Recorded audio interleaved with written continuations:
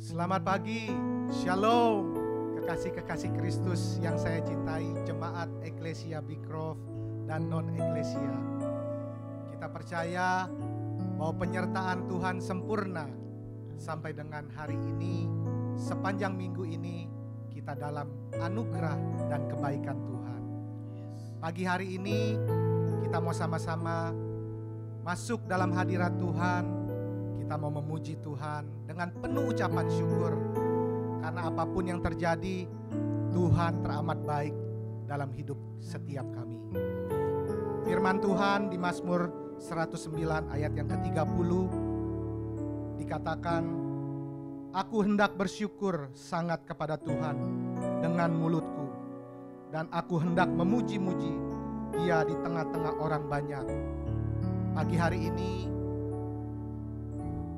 kalau kita berjumpa kembali lewat acara online, dimanapun saudara-saudara semua berada, saya tetap percaya lawatan Tuhan terjadi atas setiap kita.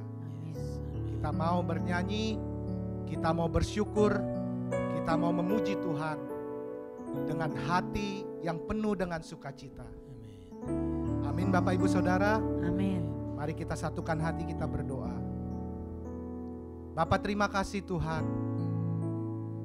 buat segala penyertaan-Mu sampai hari ini. Kalau kami ada Tuhan, kami tidak kekurangan sesuatu apapun. Itu semua karena kebaikan-Mu. Tuhan, Engkau yang tidak dapat dibatasi oleh apapun juga. Kuasa-Mu nyata dalam setiap kami. Dan kami percaya Tuhan, orang-orang yang menyaksikan acara online ini Tuhan, tidak ada yang tidak diberkati oleh Tuhan. Tidak ada yang tidak dilawat oleh Tuhan. Karena kuasa Tuhan tidak terbatas. Pagi hari ini Tuhan, saya menyatakan bahwa Engkau Tuhan yang besar. Tuhan teramat baik dalam hidup kami. Apapun saat ini, mungkin dalam ada permasalahan buat teman-teman kami, buat saudara-saudara kami. Pagi hari ini saya mau encourage, tetap berpegang teguh pada Tuhan. Percaya dengan iman, walaupun belum melihat, karena kita percaya bahwa Tuhan baik. Tuhan tidak merencanakan yang tidak baik dalam hidup setiap kita. Pegang janji Tuhan, ingat-ingat kebaikan Tuhan, dan jangan pernah lupakan. Itulah yang membangkitkan kekuatan dan semangat kita. Terima kasih ya Tuhan, untuk pagi hari ini. Kami mau bersyukur kepadamu Tuhan.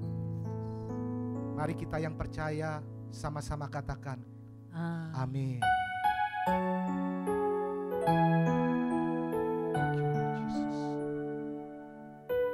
Inilah kami ya Tuhan, kami datang dalam hadirat Tuhan.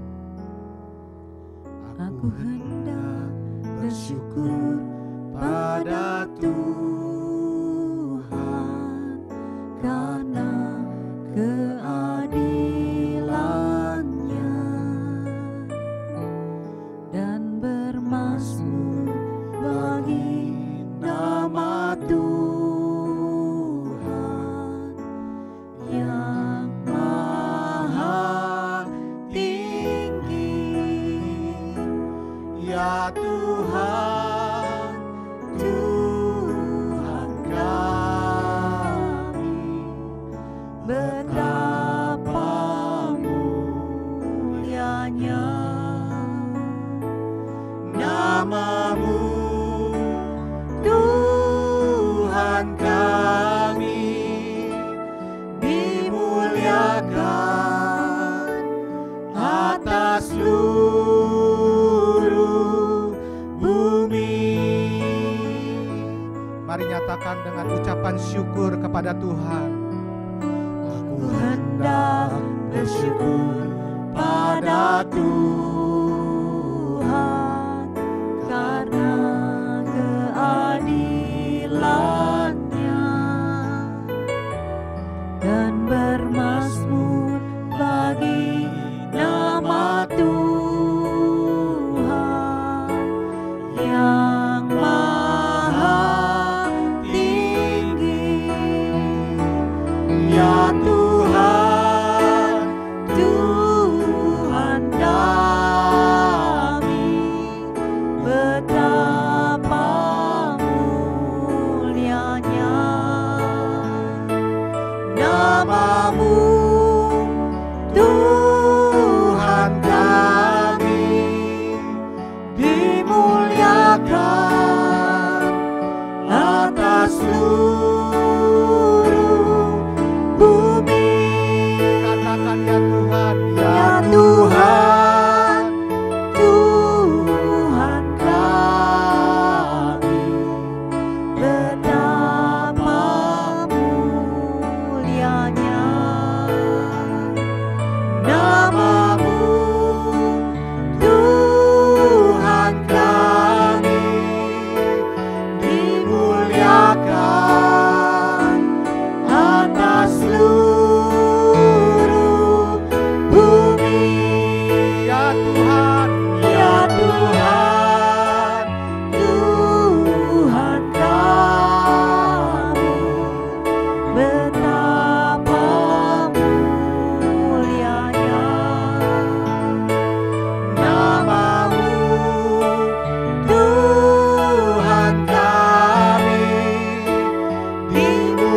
dimuliakan atas seluruh bumi. Dimuliakan atas seluruh bumi. dimuliakan atas seluruh bumi.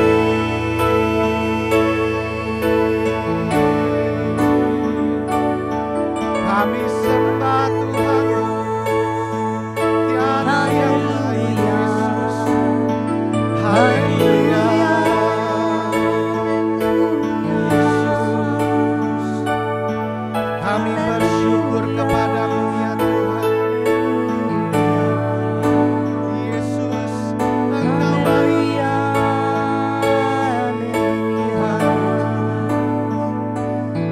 Tiada kami meragukan kasih-Mu Tuhan.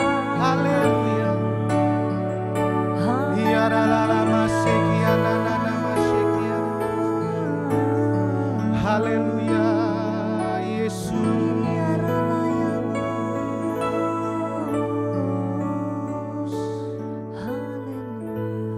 Haleluya. Ungkapkan cinta kita kepada Tuhan. Terima kasih Haleluya. Tuhan, Thank you Lord Jesus. terima kasih Yesus, terima kasih Tuhan. Haleluya Tuhan. Engkau yang disanjung tinggi Amin, di tempat ini. haleluya. Labaya sikiria raya, labalabaya Haleluya. sikiria raya, sikiria raya. Mari sama-sama katakan Haleluya,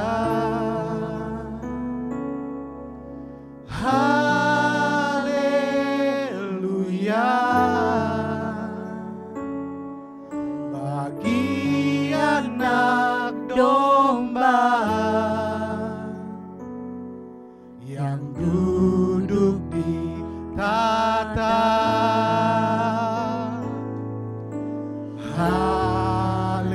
Haleluya,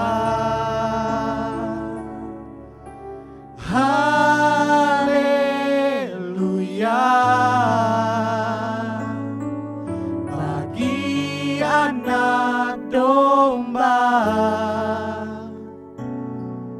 berkuasa selamanya. Haleluya. Mari kita angkat kedua tangan kita, sama-sama katakan haleluya,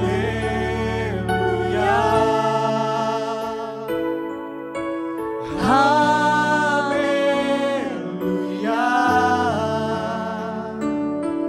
Bagi anak domba yang duduk di tata, haleluya. Yes Lord Jesus, haleluya. Bagi anak domba berkuasa selamanya. Bagi anak domba, bagi anak domba berkuasa selamanya. Bagi anak domba, bagi anak domba berkuasa selamanya. Haleluya. Haleluya. Beri kemuliaan buat Tuhan. Haleluya, haleluya. Kami Haleluya.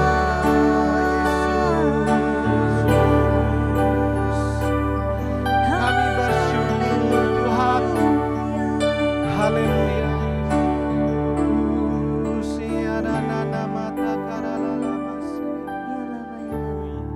Engkau Tuhan yang diagungkan.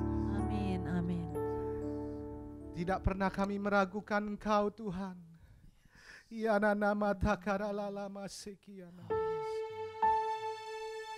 Yara lalama takaralama sakana. Inilah kami ya Tuhan. Kami bawa hati kami Tuhan di hadapan-Mu Tuhan.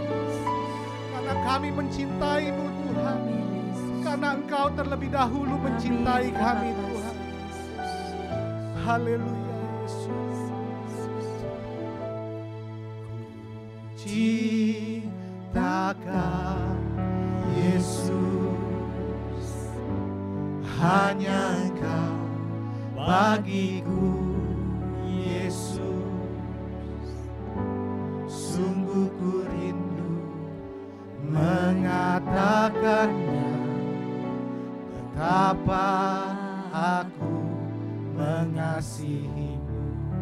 Nyanyi lebih sungguh lagi.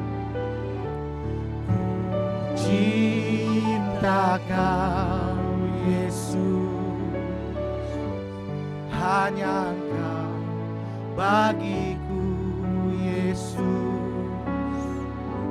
Sungguh ku rindu mengatakannya, betapa aku mengasihimu. Engkau Raja, Engkau Allah dan Rajaku, kekasih dalam hidupku.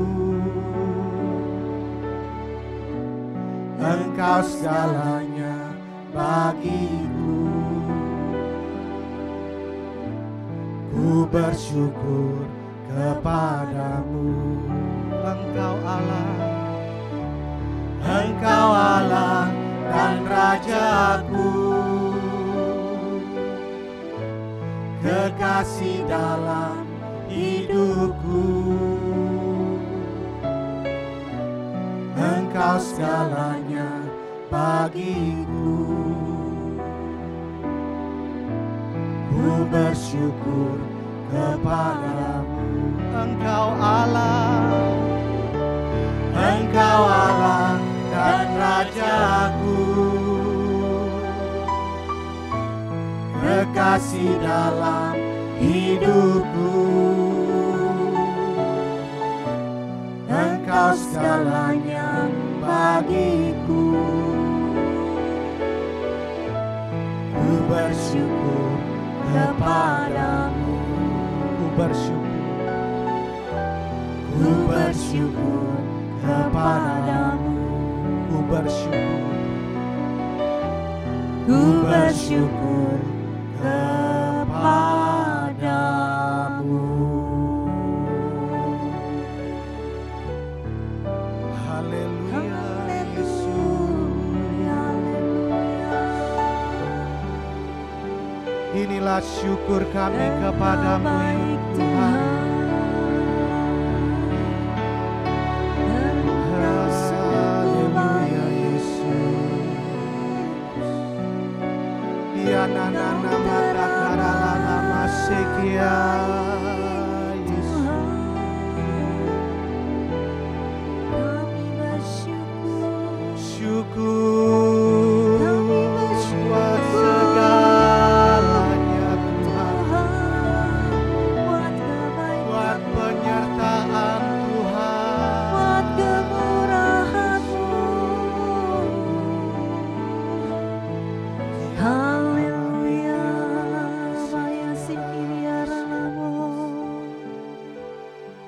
Sikiara Layamo, Maya Sama-sama katakan haleluya. Ku cinta Yesus, sungguh aku cinta Yesus, karena Yesus sudah lebih dulu mencintai aku. Ku cinta Yesus, sungguh aku cinta Yesus, karena Yesus sudah lebih dulu mencintai aku. Inilah ungkapan kami Tuhan. Ku cinta Yesus, sungguh aku cinta Yesus, karena Yesus sudah lebih dulu mencintai aku. Ku cinta Yesus, sungguh aku cinta Yesus, karena Yesus sudah lebih dulu mencintai aku. Karena Yesus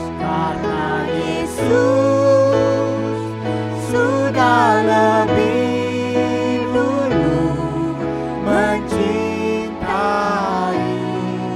aku. Karena Yesus sudah lebih dulu mencintai aku. Haleluya Yesus. Kiara lala masih, kiara lala masih, kiara lala masih, kiara lala Sikiara Layamo, Yesus Tuhan. Kami sungguh mencintai. Haleluya. Tiada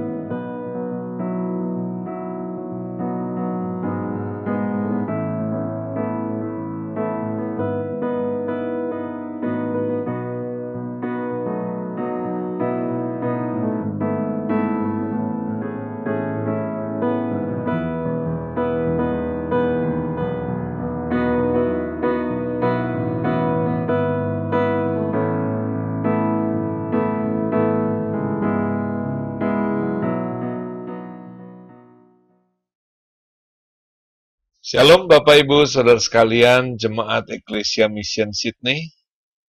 Saya Samiton Pangela bersama seluruh keluarga menyampaikan salam supaya kalian tetap sehat dan tetap semangat dan tetap dicintai dan mengasihi Tuhan. Saat ini saya ingin share tentang ingatlah dan kuduskanlah. Sesuatu yang sangat penting untuk kita pahami dan untuk kita praktekkan khususnya saat pandemi ini. Saya akan share screen dari PowerPoint saya.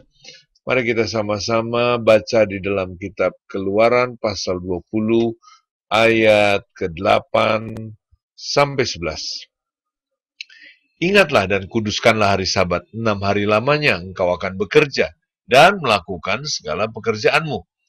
Tetapi hari ke-7 adalah hari Sabat Tuhan, Allahmu. Maka jangan melakukan sesuatu pekerjaan, engkau atau anakmu laki-laki, atau anakmu, atau hambamu perempuan, atau hewanmu, atau orang asing yang di tempat kediamanmu. Sebab 6 hari lamanya Tuhan menjadikan langit dan bumi, laut dan segala isinya, dan ia berhenti pada hari yang ke-7. Itulah sebabnya Tuhan memberkati hari Sabat dan menguduskannya. Bapak Ibu Saudara sekalian, firman Tuhan berkata, ingatlah dan kuduskanlah. Mengapa kita perlu ingat dan kuduskan? Karena kita semua ternyata diajak Tuhan untuk menggunakan firman Tuhan ini supaya kita bisa tetap ada di dalam Dia. Bapak Ibu, firman Tuhan yang tadi kita baca sama-sama itu datang dari Keluaran saat mereka keluar dari Mesir dan mereka sedang antusias menghadapi masa depan yang baru, masa depan yang tentunya mereka harapkan lebih cerah dari sebelumnya. Dan Musa naik ke Gunung Sinai dan Tuhan memberikan 2 loh batu. Di situ ada 10 firman Tuhan. Akulah Tuhan Allahmu, kata Tuhan, dan jangan ada Allah lain. Kedua, jangan menyembah berhala. Ketiga, jangan menyebut nama Tuhan sia-sia. Dan yang keempat ini, ingatlah dan kuduskanlah hari Sabat. Nah, yang kelima, keenam, ketujuh, hormatilah orang tuamu, dan kemudian jangan membunuh, jangan berzina, jangan mencuri, jangan bersaksi dusta, dan jangan menginginkan milik orang lain. Bapak Ibu, 10 firman Tuhan ini sampai hari ini masih berlaku dan perlu kita praktekkan. Dan semua dari 10 ini, ya, ada 9 kita mudah memahaminya dan mudah mempraktekkan.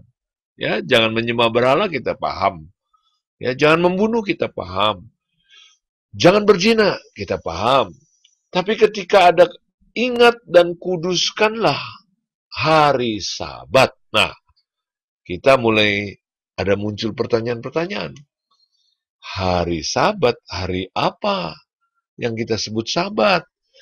Karena di dalam penanggalan Yahudi kuno ada kata hari Sabat itu ya Jumat sore ke Sabtu pagi. Tapi di zaman modern ini hari Sabat itu hari apa ya? Dan apa sih maknanya? Lalu bagaimana kita prakteknya? Ya. Nah, kita sama-sama lihat bahwa firman Tuhan tentunya tidak kebetulan. Sebelum kita menjelajah lebih jauh, kita perlu memahami dulu kalimat demi kalimat. Kuduskanlah hari Sabat. Nah, kata kuduskan dulu kita coba kupas ya. Menguduskan. Kuduskan, menguduskan. Jangan kita berpikir tentang steril. Ya, kalau menguduskan itu jadi steril. Tapi kita perlu melihat dengan pemahaman yang lebih sederhana, yaitu menguduskan adalah memisahkan. Ya memang ketika kita mencuci, membersihkan, itu pasti kotoran dibersihkan dari pakaian kita. Ya, kata kudus ini seringkali juga kita artikan bersih, steril. Ya, memisahkan. Jadi bukan bersihnya, tetapi memisahkannya. Ya, kuduskanlah hari Sabat, artinya pisahkanlah, khususkanlah, istimewakanlah. utamakanlah. Nah, itu arti kata kuduskan. Jadi Tuhan mau supaya si hari Sabat ini kita istimewakan. Kita anggap hari ini lebih utama, ya, dan kita juga mengkhususkannya. Nah, mari kita mengerti dulu tentang mengistimewakan. Seandainya Bapak Ibu punya 5 mobil, ya, 4 mobilnya ini mobil-mobil tua dan murah. Tapi ada satu mobil, mobilnya mahal dan sport car, ya, harganya mahal banget. Nah, sedangkan di rumah Anda cuma punya garasi 1. Saya mau bertanya, kalau Anda cuma punya garasi 1, mobil mana yang Anda taruh di dalam garasi? Nah, pasti sport car yang mahal, ya, supercar yang mahal. Nah, itu artinya Anda menguduskan, Anda mengistimewakan, mengutamakan si mobil supercar ini, ya, dipisahkan dari yang lain, dikhususkan dari yang lain, supaya dia tersimpan di garasi yang lebih baik, yang lebih aman. Itulah artinya, menguduskan.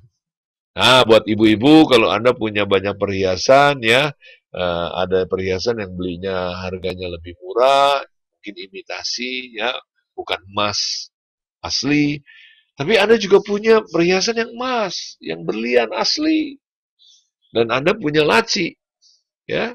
Nah, laci ini tempat Anda mengamankan, Anda menyimpan, Anda mengkhususkan, mengistimewakan.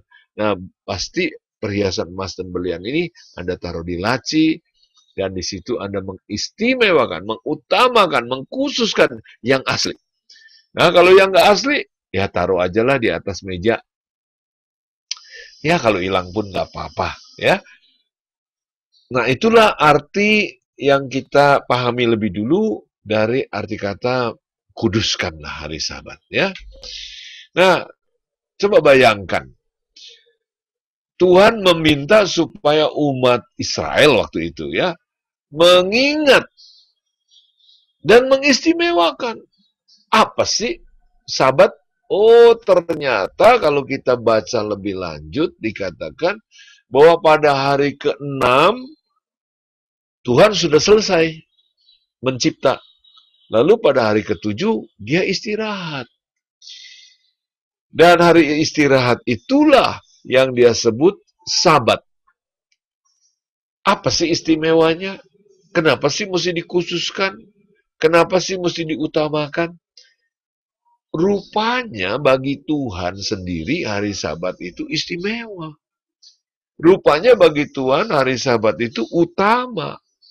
Apa yang membuat itu istimewa dan utama? Sebab Alkitab berkata, Tuhan sendiri menguduskannya dan memberkatinya. Jadi kalau Tuhan menganggap itu istimewa, masa kita nggak anggap itu istimewa? Ya, kalau itu sesuatu yang utama di dalam pemikiran Tuhan, masa kita nggak anggap utama? Tapi pertanyaannya, kenapa ya? Nah, Bapak Ibu Saudara sekalian, Alkitab menjelaskan bahwa yang namanya Sabat itu kenapa jadi istimewa dan utama, karena disitulah Tuhan mengalami sebuah puncak, ya, puncak penciptaannya. Dia udah selesai pada hari ke-6, lalu hari ke-7 itu dia menikmati. Nah, menikmati apa? Menikmati ciptaannya. Siapa yang dia nikmati? Apa yang dia nikmati? Ya, apakah pemandangan? Apakah matahari, bulan, dan bintang? Apakah tanaman yang hijau, yang permai? Apakah lautan dengan segala isinya? Rupanya semuanya belum menjadi istimewa dan paling istimewa buat Tuhan. Sebab apa? Sebab ada sepasang manusia yang Tuhan ciptakan, dan itulah yang disebut istimewa buat Tuhan. Ada sepasang manusia namanya Adam dan Hawa. Tuhan ciptakan serupa dan segambar, dan Tuhan bersekutu dengan mereka, dan Tuhan nikmati saat-saat itu, persekutuan itu, dan itulah yang Tuhan jadikan istimewa. Jadi, kenapa bangsa Israel juga perlu mengingat? Karena bangsa Israel Tuhan ajak untuk selalu mengingat dan bersyukur dan mempunyai kekuatan. Ingat, apa yang kita ingat itulah kekuatan. Jadi, bangsa Israel mengingat apa? Mengingat Tuhan yang mencipta mereka. Mereka ada itu bukan kebetulan, mereka ada itu bukan cuma muncul begitu aja, mereka ada karena Tuhan ciptakan. Dan Tuhan sudah selesai. Artinya apa? Sempurna. Ya, sempurna. Tuhan selesai. Dan itulah Sabat yang pertama yang Tuhan mau umat Israel ingat dan mengistimewakan. Mengistimewakan itu artinya di dalam hati mereka, dalam pikiran mereka, ya, dalam setiap hari, bukan cuma sebenarnya bukan cuma hari Sabtu, ya. Tuhan mau setiap hari mereka ingat. Tapi kalau diingat tiap hari, ya nggak ada hari perayaannya, ya sesuatu itu jadi nggak terlalu istimewa juga, ya. Nah, itu sebabnya Tuhan menciptakan sebuah ritual setiap hari Sabtu. Mereka merayakan yang disebut hari Sabat. Sebenarnya intensinya atau niat Tuhan adalah supaya umat Israel mengingatnya setiap hari. Apa dampak dalam hidup umat Israel kalau mengingat bahwa Tuhan itu pencipta? Dan Tuhan selesaikan penciptaannya dengan sempurna. Banyak Bapak Ibu. Kalau mereka lagi mengalami kesusahan, paceklik, ya, kemarau, ya tentu kadang-kadang ada kekhawatiran, ada kecemasan datang ke dalam benak banyak orang Israel. Nah di sini kalau mereka ingat bahwa Tuhanlah yang menciptakan. Masa Tuhan tidak melindungi dan Tuhan tidak menyertai? Masa Tuhan tidak memberkati? Ya. Jadi kalau mereka ingat bahwa ini sesuatu ada yang kontrol, ada yang pegang kendali, kan jadi tenang. Oke, ada kemarau, oke, ada banjir, oke, ada gunung meletus. Tapi jangan, aku nggak khawatir, kenapa? Karena ada Tuhan yang memegang. Tuhan loh yang menciptakan, ini nggak terjadi karena bola liar ini. Nah, jadi tujuan dari Tuhan menciptakan hari Sabat itu supaya bangsa Israel bisa mengucap syukur. Setiap kali mereka makan, mereka mengucap syukur. Ini ciptaan Tuhan. Ya, walaupun kita makan sederhana, ini ciptaan Tuhan.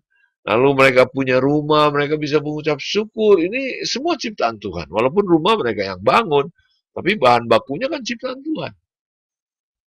Nah, jadi Bapak Ibu Saudara sekalian, bahwa Sabat itu sebenarnya bukan perayaan ritual yang sifatnya religius agama sebenarnya, tapi ini adalah perayaan di mana Tuhan mau setiap umatnya merayakan, bersyukur, menikmati persekutuan dengan Tuhan, bahwa Tuhan yang menciptakan, bahwa napas ini ciptaan Tuhan, kehidupan ini ciptaan Tuhan.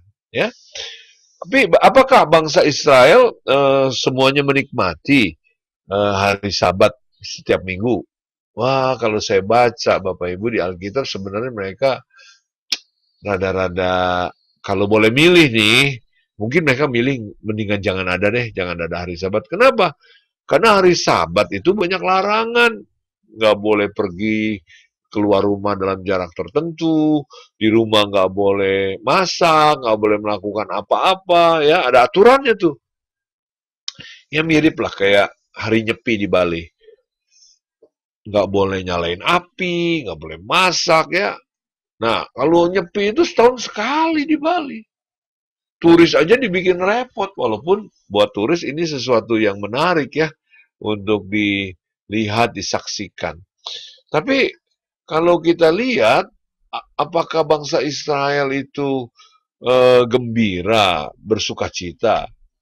Ya lama-lama mereka lebih banyak keselnya ya.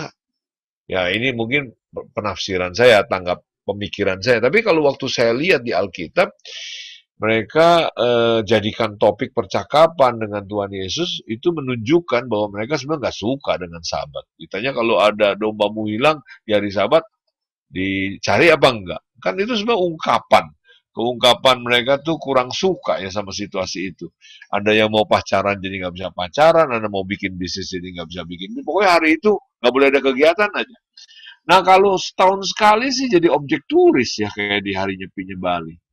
Tapi kalau tiap minggu, bete loh, ya nyebelin. Nah Bapak Ibu, saya nggak tahu nih di Australia ada kata bete apa enggak ya. Bapak Ibu, bayangkan, Xinjia itu menyenangkan kalau setahun sekali. Tapi kalau tiap minggu, Imlek Xinjia.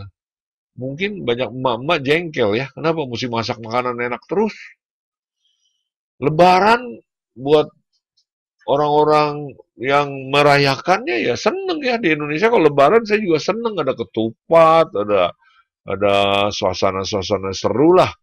Tapi kalau tiap minggu, lebaran. Waduh, apa kita nggak enak ya? Lebaran setiap minggu, Imlek setiap minggu, Natalan setiap minggu. Bah, kita bilang udah dah ampun. Nah, bangsa Israel sebenarnya ketika merayakannya mereka punya attitude sikap seperti itu. Jauh beda ya seperti yang Tuhan rencanakan.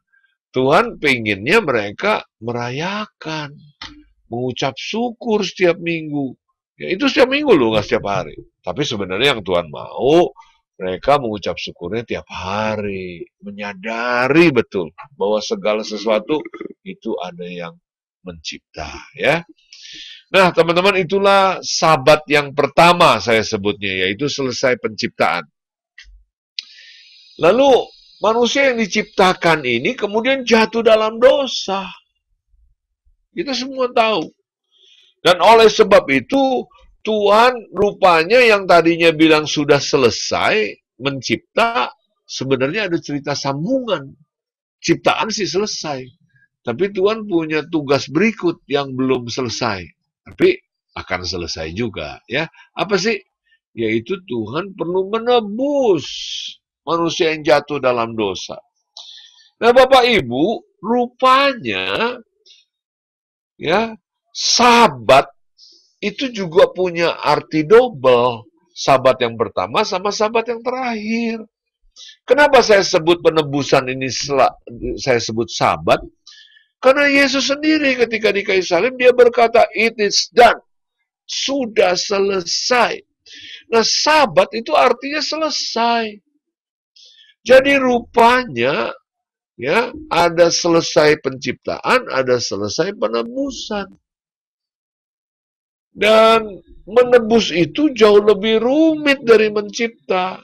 Kalau bangsa Israel disuruh merayakan Sabat yang pertama yaitu rumitnya penciptaan, ya, makanya Sabat itu aturannya rumit. Kenapa? Karena yang dirayakan rumit. Sama lah Bapak Ibu, kalau kita ini misalnya berhasil membangun rumah, rumahnya cuma dari triplek, ya, 2 meter kali 2 lah, ya, jadi gardu itu mah ya. Ya tentunya kalau kita mau syukuran rayain juga rayainnya sederhana aja. Kenapa? Ya rumah sementara pakai triplek. Masa kita ongkos perayaannya lebih mahal dari rumahnya, ya. Tapi kalau Anda punya rumah harganya 10 miliar, ya Anda membangunnya juga beberapa tahun dan ngumpulin duitnya mungkin puluhan tahun. Saya percaya Anda merayakan syukuran rumah itu pasti Anda nggak merayakannya dengan sederhana. Pasti Anda mengadakan pesta yang ongkosnya juga gede. Kenapa? Karena yang dirayakannya rumit, ya, megah. Nah, penciptaan kan megah, rumit. Nah, Tuhan minta dirayakan supaya kita ingat menghargainya. Nah, sekarang yang Tuhan minta kita rayakan sebenarnya dan kita minta diingat dan kuduskan ada sambungan, yaitu apa? Penebusan. Penebusan itu jauh lebih rumit ya daripada penciptaan. Ibarat nih kalau Anda membuat mobil baru sama memperbaiki mobil yang tabrakan ringsek hancur. Wah, ya lebih mudah membangun mobil baru daripada yang udah remuk itu, udah rombeng, udah hancur nggak keruan, sasisnya bengkok, Anda mesti lurusin, ya bodinya udah penyok, Anda mesti las, sambung, ya perbaiki, dicat ulang. Wah, sekrupnya juga mesti diatur lagi, wah nggak pas letaknya, mesti ditarik lagi, dirapat. Pokoknya udah pusing lah. Pokoknya kalau yang namanya mobil udah rusak, dibuang aja, dikiloin. Kenapa? Ya lebih mudah bikin baru. Nah, manusia yang sudah jatuh dalam dosa, ya kalau Tuhan mau cari gampang, udah dimusnahin semua aja lah. Tuhan ciptain lagi, dari tanah dihembusin napas lagi. Kenapa Tuhan nggak lakukan itu? Karena ini memang di dalam rangka sebuah skenario Tuhan mencipta dan juga Tuhan menebus pribadi yang namanya manusia. Manusia nggak diciptakan dua kali loh. Ya, dilahirkan kembali, tapi bukan berarti diciptakan lagi ya. Dilahirkan kembali. Artinya semua dosa yang kita lakukan dihapuskan, dibasuh oleh darah Yesus. Dosa yang kita lakukan ditanggung hukumannya oleh Yesus. Sehingga kita boleh bebas dari hukuman. Tapi kita sebenarnya manusia yang dulu itu juga, tapi sudah diperbaharui, sudah dilahirkan baru, diciptakan ulang. Artinya bukan dari tanah lagi, tapi diciptakan ulang artinya kita diperbaharui. Nah, Bapak Ibu Saudara sekalian, itulah yang Tuhan mau kita ingat. Ingatlah penciptaan, ingatlah penebusan. Jadi sekarang kita naruh salib Yesus, penebusan Yesus, penciptaan Tuhan buat hidup kita di mana? Di hati kita, di tengah-tengahnya, atau kita taruh aja di meja. Kalau kita ingat, kita baru cari. Kalau kita nggak ingat, lupakan aja. Bapak Ibu, di awal saya sudah katakan bahwa apa yang kita ingat itu menentukan kekuatan. Tuhan melakukan banyak kebaikan. Menyembuhkan, memberikan kesuksesan bisnis, ya. Kadang-kadang kita terhindar dari tabrakan maut. Tapi itu bukan perbuatan Tuhan yang paling loh. Bukan loh Bapak Ibu. Bukan yang paling loh. Yang paling, yang tidak boleh kita lupakan adalah ketika dia mati menebus kita di kayu salib. Betapa sakitnya ya kalau saya udah nolong satu orang pemuda, saya kasih dia makan, ya, saya kasih dia ongkos in the cost, ya, sewa apartemen lah, ya, saya kasih biaya kuliah, ya, saya kasih uang saku, kasih tempat tinggal, saya kasih uang kuliah, saya bantulah. Pada satu kali dia sakit ginjal dan saya cangkokkan ginjal saya kasih ke dia satu. Ketika orang lain wawancara, bagaimana tuh Kak Sam terhadap kamu? Wah, dia baik, dia kasih uang kuliah, dia kasih saya tinggal, apartemen, saya juga dikasih biaya kuliah, tapi dia nggak nyebut tuh. Ginjalnya Kak Sam dikasih ke dia. Sakit kan hati saya? Makanya seringkali saya suka berpikir kalau umat Tuhan itu, saya sering tanya, perbuatan apa yang Tuhan paling baik yang Tuhan sudah lakukan buat kamu? Dia menyembuhkan, dia berikan jodoh. Tapi nggak banyak loh. Ya, nggak banyak Asam temukan orang kalau ditanya nih spontan ya, spontan, nggak pakai diajarin dulu, spontan. Apa coba yang terbaik yang Tuhan pernah kerjakan buat kamu? Banyakan sih, jarang menyebut Yesus telah mati buat saya, seharusnya saya masuk neraka, tapi saya ditebus, saya jadi lolos dari hukuman. Jarang loh. Dan jarang umat Kristen kalau suruh menceritakan salib itu excited. Resep gitu. Jarang. Tapi kalau dia menceritakan, Tuhan baik lu kasih jodoh, ceritanya mantep deh.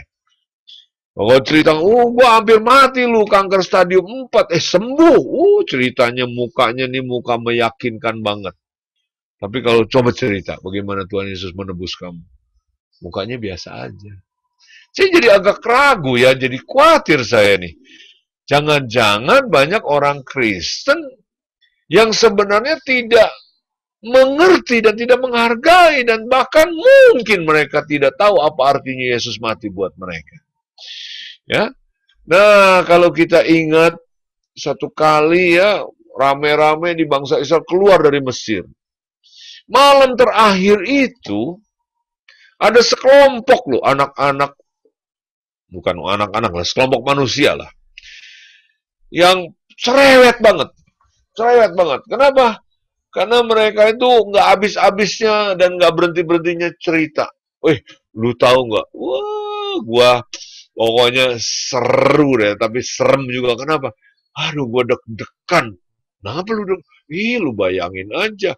Anak sulung malam itu, ya, pasti mati kalau rumahnya di pintu itu nggak ada darah. Jadi orang tua yang punya rumah, bapak ibu yang punya rumah, ya, harus potong kambing atau domba, terus kemudian darahnya itu dibasuhkan ke kusen pintu. Kalau enggak, malam itu akan datang malaikat maut, katanya, semua binatang juga mati. Bukan semua binatang, anak sulung dari binatang, atau yang statusnya sulung. Jadi kalau kambing mati tiba-tiba di dalam rumah itu, berarti dia anak pertama tuh. Nah, anak yang pertama di rumah itu nggak melulu cuman anak-anak, Bapak Ibu. Kalau bapaknya itu sulung, mamanya juga ternyata anak sulung, terus anaknya juga sulung, cuman satu, mati tiga-tiganya. Tapi yang seru ya Bapak Ibu, malam hari itu adalah gini. Ada pengumuman, siapa yang mau malam ini terhindar dari kematian anak sulung atau yang sulung mati, Anda mesti potong kambing domba, lalu darahnya mesti dibasuh ke kusen. Nggak boleh numpang, nggak boleh darah domba tetangga Anda ambil, nggak boleh kongsian ya. Anda mesti potong kambing domba Anda sendiri. Nah, itu seru tuh. Saya lagi mikir, apa iya semuanya percaya ya? Pasti ada yang bilang gini, apa iya ya ada malaikat maut bisa milih-milih? Ah, jangan-jangan nih hoak kali ya. Nah, sama seperti virus corona kemarin, jangan-jangan nih hoak nih. Nah, Bapak Ibu teman-teman sekalian, kenapa? Ya karena mungkin ada di antara mereka bergumul. Mereka lagi ngegedein kambing domba buat nanti udah gemuk dijual. Ya ini satu-satunya nih aset. Dipotong, waduh belum gede, dipotong. Bandar bangkrut dong ya. Modal buat hidup mereka nih. Atau mungkin itu domba satu-satunya yang mereka punya untuk menyusui dan mereka minum susu dari situ. Ya. Nah, mereka rapat keluarga, papa, mama, sama anak 3, anak 4 rapat. Gimana? Kita potong nggak nih domba? Weh, kalau yang lain bilang nggak usah pak, kasihan pak. Jangan pak, itu susunya buat kita. Ya, tapi coba terka. Ada satu orang di rumah itu pasti bilang, potong aja pak, potong pak, potong. Coba siapa? Pasti anak sulung. Anak sulungnya pasti bilang, Pak, potong, Pak, please, potong. Kenapa? Kalau nggak dipotong nanti malam saya mati dong. Mungkin adanya bilang, kan belum tentu, Kak. Itu kan baru berita. Ya, itu berita belum jelas. Ya, tapi jelas gak jelas kalau malam ini gue mati gimana, kata anak sulung. Nah, Bapak Ibu. Jadi malam itu seru tuh. Adik-adiknya bercandain si kakak sulung. Kenapa keringetan, netes, ya, gemeter, panas dingin, ke WC terus, nggak bisa enak makan, ya. Kenapa? Waduh, bener apa enggak ya beritanya? Nah, adik-adiknya sih anak kedua, ketiga nggak dipikirin. Kenapa? Ya, gue bukan anak sulung. Nah, Bapak Ibu, menjelang tengah malam, pasti yang jantungnya deg-degan, tekanan darah naik, ya. Itu pasti si anak sulung. Pasti anak sulung itu satu-satunya di keluarga yang paling gak nyaman. Singkat cerita, jam 12 terjadi. Lalu tetangga mulai ada yang nangis.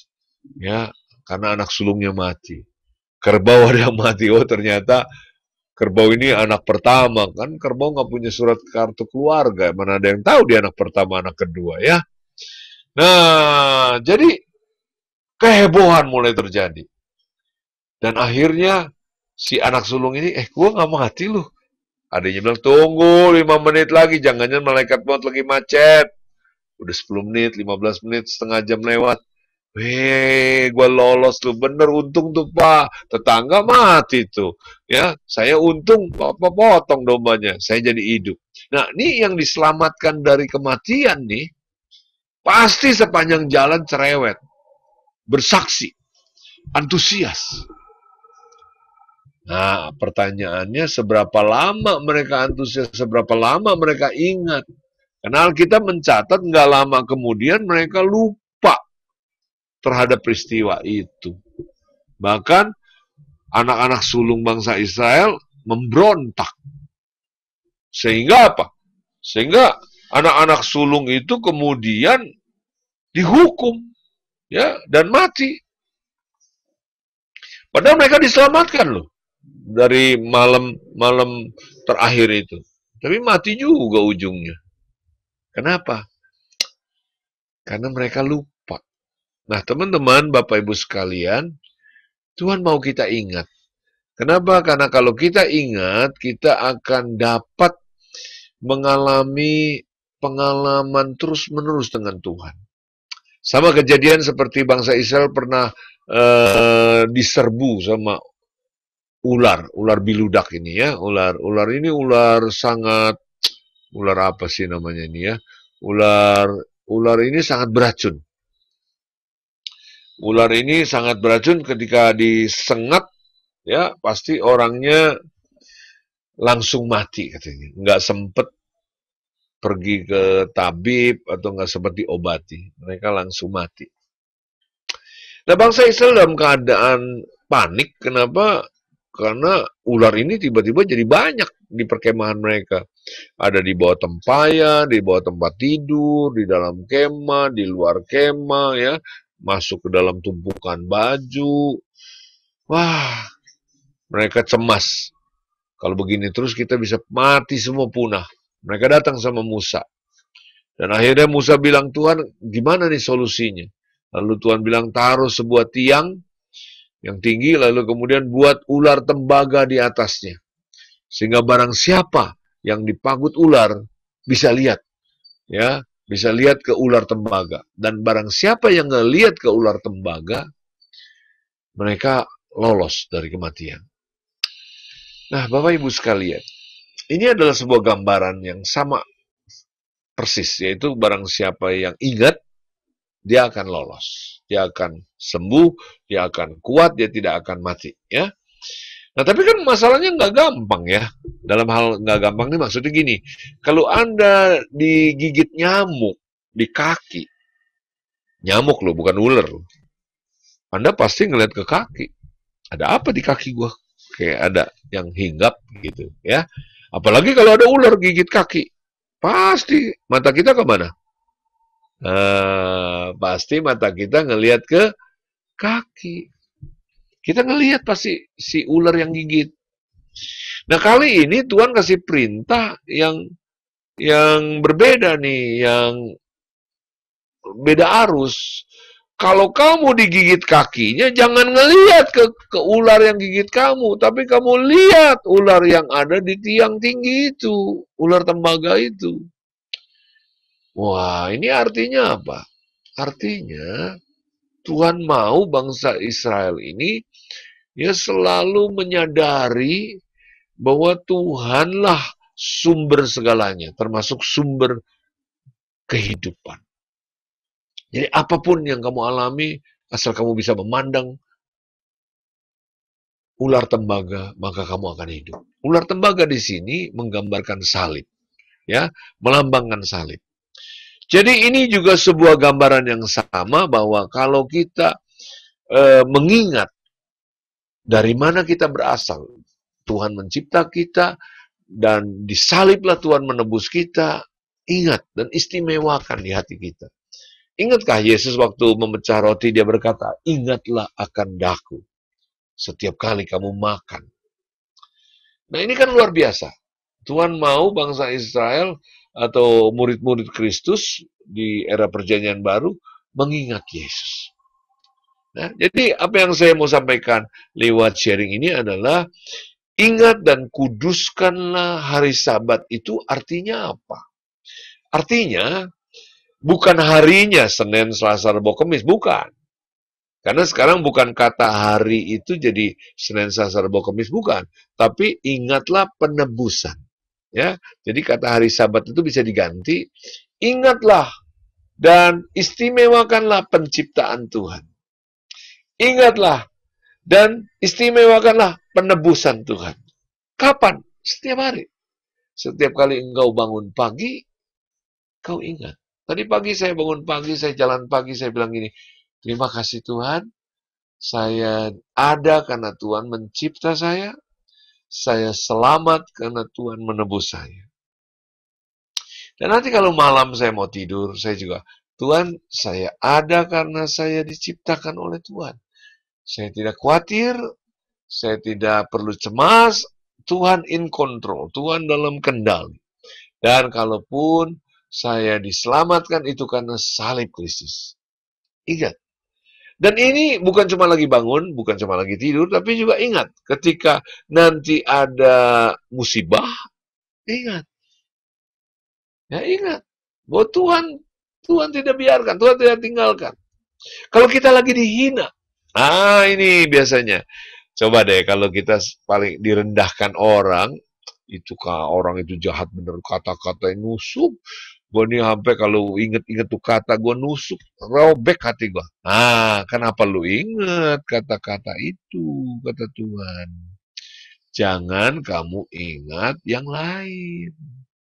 Ya, bukan berarti Anda lupa namamu dan nomor rekeningmu, ya, bukan PIN password ATM Anda yang Anda lupakan. Tapi Anda lupakan yang nggak penting, lupakan yang nggak mulia, lupakan yang jelek, ya. Ingatlah, ingat aja bahwa Yesus yang menebus Anda, bahwa Yesus yang menciptakan Anda. Jadi kalau ada orang menghina, Anda ingat salib Kristus. Yesus aja dihina, Yesus aja dicaci maki, ya kalau saya dicaci maki nggak apa-apalah, ya. Dan saya dicaci maki juga nggak ada resiko apa-apa, paling-paling sakit dikit lah. Tapi saya lupakan. Yang saya ingat, Yesus cinta saya. Orang lain gak suka saya, orang lain benci saya, is okay. Asal jangan ada yang salah sama orang lain, ya. Kalau orang lain benci kita karena dia yang memilih, bukan karena kejahatan kita, ya sudah, ya. Ada orang menghina kita tanpa alasan, jangan disimpan. Kita ingat saja, Yesus cinta saya, cinta Anda, Yesus sayang Anda, dan Yesus menebus hidupmu, ya. Dan ketika Anda lagi pesta pora, Anda lagi banyak rezeki, Anda ketiban berkat. Ingat juga, jangan cuman kalau lagi sedih, jangan susah dihina. Kalau lagi dipuji, ingat juga. Ketika lagi dipuji, kita ingat, oh iya Tuhan, aku dipuji manusia, tapi aku lebih pengen dipuji Tuhan. Ingat Tuhan, ya. Kalau Anda lagi dapat ketiban berkat, Anda ingat bahwa berkat semua ini datangnya dari Tuhan dan oleh Tuhan dan untuk Tuhan, ya. Jadi Tuhan mau kita ingat dan kuduskanlah hari Sabat ini supaya kita mengistimewakan sekali lagi salib Kristus ada di pusat hidupmu. Dan apa yang kau ingat akan menentukan kekuatan hidupmu. Apapun yang engkau ingat akan menjadi bagian yang penting di dalam hidupmu. Sabat yang pertama adalah penciptaan, sabat yang terakhir adalah penebusan, ya. Nah, Bapak Ibu Saudara sekalian, sekali lagi, seringkali kita lupa. Bahkan kalaupun kita ingat, bukan yang terutama yang kita ingat. Kalau Anda sakit, Anda disembuhkan, saya mau tanya, orang yang disembuhkan mati nggak nantinya? Mati kan? Bukan saya nyumpahin Bapak Ibu. Kita semua pasti mati. Saya juga pasti mati. Tapi kalau Yesus yang menebus kita di kayu salib, kita hidup kekal bersamanya. Jadi kesembuhan tubuh di dunia ini itu berkat, tapi bukan yang paling hebat. Kenapa? Toh kita pasti mati juga. Kesembuhan terjadi dan kita terima untuk membuat kita lebih percaya bahwa Yesus ada, Yesus yang menciptakan, dan Yesus yang menebus. Tapi itu bukan yang paling utama.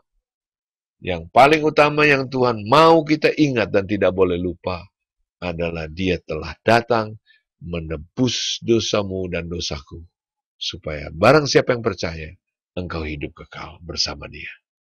Amin. Izinkan saya berdoa buat kalian yang mendengarkan supaya firman Tuhan ini menjadi berkat. Bapa di surga, terima kasih bahwa kami yang sama sekali tidak pantas, tidak layak ini, boleh menerima cinta dan kasih-Mu. Kami boleh menerima bukan cuma penciptaan, tapi kami juga menerima bahkan ketika kami jatuh dalam dosa, Engkau tidak tinggalkan, Engkau tidak biarkan, Engkau tidak buang. Tapi Engkau datang ke dunia untuk menebus kami. Kami tahu itu susah. Jauh lebih susah daripada memperbaiki mobil. Tuhan mati di kayu salib dengan penuh penderitaan, itu menggambarkan rumitnya penebusan. Tuhan, terima kasih. Engkau bersedia untuk mengalaminya. Engkau bersedia untuk melakukannya bagi kami. Dan hari ini kami mau belajar untuk mengingat itu sebagai hal yang paling utama dalam hidup kami. Dan kami mau istimewakan dalam hidup kami. Kalau kami disuruh memilih uang atau salib, kami akan pilih salib. Kalau kami disuruh memilih popularitas atau salib, kami akan memilih salib di hati kami. Apapun boleh hilang dari diri kami, asalkan salib di dalam diri kami itu tidak hilang. Penebusan-Mu, ingatan kami akan Engkau, itu kami tidak mau kehilangan. Itulah doa kami, Tuhan, itulah permintaan kami. Tolonglah kami, supaya kami bisa mengingat dan kuduskan Sabat-Mu, penciptaan dan penebusan. Dalam nama Yesus kami berdoa. Amin.